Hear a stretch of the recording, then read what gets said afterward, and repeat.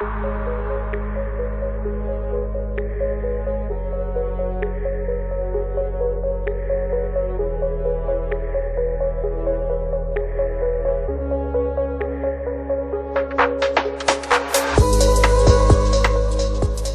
and welcome to the latest edition of 10 Minutes On, the podcast where we look at what's happening behind the headlines. I'm Guy Burton, the creator and host of the podcast. I'm not a journalist, but a political scientist and international relations scholar by training, and that shapes how I approach these episodes. Rather than chasing breaking news, I'm interested in the bigger picture, the structures, incentives, and constraints that sit behind the stories we've all been reading about. This week, I want to look at American involvement in two very different peace-building efforts that are unfolding in parallel. One concerns Iran and its nuclear program. The other concerns Ukraine and Russia, and a war that has now entered its fourth year. On the surface, these two cases look very different. In Iran, the United States is a central antagonist, attempting to constrain a regime it sees as threatening at both the regional and global level. In Ukraine, by contrast, Washington has cast itself as a mediator, trying to bring an end to a war that Russia's President Vladimir Putin initially assumed would be a short, decisive operation, rather than the grinding conflict it has now become. But despite these differences, the two cases do share some striking similarities. In both, the diplomatic terrain is deeply entrenched. The gaps between the principal parties appear wide, trust is in short supply, and there is skepticism, sometimes bordering on hostility, towards the United States itself as a negotiating partner. And in both cases, American urgency is colliding with local political realities in ways that may limit what diplomacy can realistically achieve. So in this episode, I'll first map out the current state of play in each case, who the main actors are, what they want, and what pressures they're facing. I'll then step back and ask what these two cases tell us, taken together, about conflict management, mediation, and the limits of American power in the current international environment. So let's first start with Iran. Talks between Iran and the United States resumed in Oman on Friday, following a long pause after indirect negotiations broke down last summer. There is a certain irony here. Donald Trump famously rejected the original nuclear deal, the Joint Comprehensive Plan of Action, or JCPOA as it was known, when he was first running for president, and then withdrew from it in 2018, reimposing sanctions under a policy of so-called maximum pressure. Since then, the United States has alternated between coercion and engagement. Sanctions have been tightened, military threats have been made, and the US has coordinated attacks with Israel last summer. And most recently, at the end of January, the Trump administration again signaled that military force was being held in reserve by dispatching a naval armada to the region. Yet, despite all of this, the core problem remains unresolved. Iran's nuclear program has continued to advance, not retreat. And short of regime change, something the United States does not appear ready or able to pursue, the remaining option is dialogue. Not because trust exists, but because alternatives are either ineffective or actively destabilizing. From Iran's perspective, the goal is clear. Tehran wants talks to remain narrowly focused on the nuclear issue. It does not want negotiations to expand to cover ballistic missile technology or Iranian support for regional allies and proxies. In other words, Iran wants to limit the scope of concessions it might be asked to make. This position is shaped by domestic vulnerability. In January, Iran experienced its most serious unrest in years. Protests over economic mismanagement, inflation, and a collapsing currency spread across the country. Estimates of those killed vary wildly, from several thousand to, according to a UN rapporteur, as many as 20,000, underscoring how opaque the situation remains. The regime has responded by blaming foreign actors, including the United States, Israel, and European governments, for fomenting unrest. State television has aired nightly confessions from individuals accused of receiving foreign funding. This narrative serves a dual purpose, delegitimizing dissent while reinforcing the claim that Iran is under siege. Iran's foreign minister, Abbas Araghchi, has been explicit about the lack of trust. He has stated that Iran will not abandon uranium enrichment, even while insisting that the country has no intention of developing nuclear weapons, despite enrichment levels that go well beyond what is required for civilian use. Distrust has been mutual. The United States has sent its regional military commander, General Brad Cooper, to Oman during the talks, a move Iran saw as provocative and Washington framed as leverage. Compounding this, the US imposed additional sanctions after the first round of negotiations, targeting vessels in Iran's so-called shadow fleet and a number of associated entities and individuals.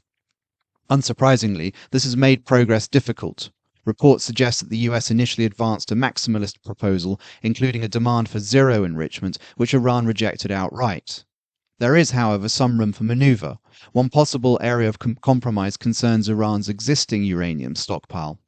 Proposals that have been floated separately by Egypt, Turkey, and Qatar include a temporary halt to enrichment, the transfer of enriched uranium out of Iran, possibly to Russia, and limits on missile development. Iran has publicly rejected halting enrichment or transferring uranium, but the fact that these ideas are circulating tells us something important. The talks are not entirely performative. Indeed, it was notable that US envoy Steve Witkoff and Jared Kushner reportedly moved beyond indirect exchanges to meet Araghchi directly. That suggests recognition on both sides that sustained engagement is unavoidable. At the same time, repression at home continues. Reformist figures have been arrested, including Nobel Peace Prize laureate Narges Mohammadi, who has received an additional 7-year sentence. Even figures associated with the 1979 revolution have not been spared. This crackdown followed calls by reformists for the supreme leader Ali Khamenei to resign and for a transitional council to take over. So what, ultimately, is the American strategy here in Iran? Is there a clear end goal, a deal that requires mutual concessions, or is the aim simply to keep talking while maintaining military pressure? The latter may buy time, but it is not sustainable. Maintaining a constant state of high alert in the Gulf sends destabilizing signals to the wider region, while ordinary Iranians continue to bear the costs of sanctions and repression. Society, as the protests showed, is being strangled rather than transformed, and the regime appears to see little room left to compromise. Now let's turn to Ukraine.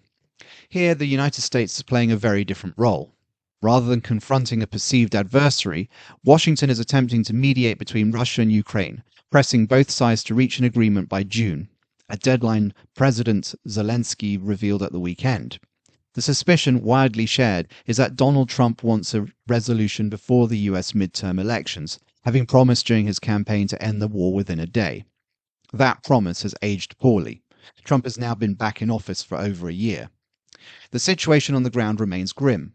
Ukrainian morale is under strain, though claims that it is at breaking point should be treated cautiously. Ukraine's vulnerability lies less in battlefield collapse than in its structural dependence on external support, which is financial, military, and political. Russia, meanwhile, retains key advantages. It has a larger population, greater industrial depth, and the ability to produce much of its own military equipment. But its war aims have evolved. Initially framed as a mission to denazify and demilitarize Ukraine and to protect the separatist regimes of Donetsk and Luhansk, the invasion also aimed at regime change in Kiev. That failed. Within a month, Russia scaled back its ambitions to focus on consolidating control over the Donbass and adjacent regions, including Kherson and Zaporizhzhia. Diplomatically, the gap between the sides remains wide. Trump's reported 28-point plan included allowing Russia to retain control over Donbass, limiting Ukraine's military and ruling out NATO membership. Ukraine responded with a 20-point counter-proposal developed with US input, and which called for security guarantees from the US, Europe, and NATO, and proposing a demilitarized free economic zone in Donbass. Even this softened position has been insufficient for Moscow. Putin continues to question Ukraine's legitimacy as a sovereign state. Crucially, he also has something Trump does not: time. Russia may well be calculating that American attention will drift, or that political support for Ukraine will erode further. For Ukraine, compromise has limits. President Zelensky cannot be the leader who formally cedes territory or is seen to have lost the war. Trust in the United States is also thin, both among the public and within the leadership, given Washington's shifting signals and past statements suggesting Ukraine may need to relinquish territory. Meanwhile, Russia has intensified attacks on Ukraine's energy infrastructure, aiming to cripple civilian life through blackouts. It has also launched renewed offensives along previously quieter sections of the front line, seeking to project strength and momentum. Recent talks in Abu Dhabi last Friday produced no breakthrough. 3 issues remain deadlocked: on territory, security guarantees, and the timing of a ceasefire. Ukraine wants an immediate ceasefire. Russia insists that this can only come after a comprehensive agreement. Disputes over Crimea, Donbass, and control of the Zaporizhzhia nuclear power station remain unresolved. And there are also signs of strains within Russia. After 4 years of war, falling oil prices have reduced state revenues. Taxes are rising, and defense spending is crowding out welfare, education, and healthcare. Casualty estimates, up to 600,000 Ukrainian and over 1 million Russian, underscore the staggering human cost for limited territorial gain. So what do these two cases, Iran and Ukraine, tell us when viewed together? The first thing that stands out is the absence of trust. In neither case do the parties believe that the United States is a neutral, reliable broker. The second is American urgency. Deadlines are being set. Pressure is being applied. Military threats are being signaled. Yet urgency alone does not produce outcomes. There is also the personal factor. Trump's desire to secure a legacy as a peacemaker, ideally crowned with the Nobel Prize, is increasingly transparent. But the transparency weakens his hand. Other actors can exploit it, knowing that Washington wants a deal at least as much as they do. Beyond Trump's personality, however, there is a deeper dynamic at work.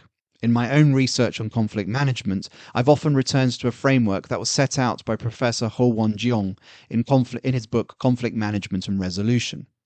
Jeong describes conflict escalation as a bell curve over time. Early on, escalation is limited. As grievances harden, the benefits of escalating a conflict rise relative to its costs, until a point of entrapment is reached, where the costs and benefits of continuing are roughly equal. Only when costs clearly outweigh benefits does de-escalation become likely. The crucial question then is timing. Are Iran and the Russia-Ukraine war at the point of entrapment, or are they still on the upward slope of escalation? In Iran's case, the willingness of the US to threaten renewed military action suggests the peak has not yet been reached. In Ukraine, despite immense costs, it is not clear that either Putin or Zelensky see de-escalation as preferable to the status quo. This matters for mediation. If a third party intervenes too early, before the parties are ready to concede, it may lack the leverage to redirect the conflict.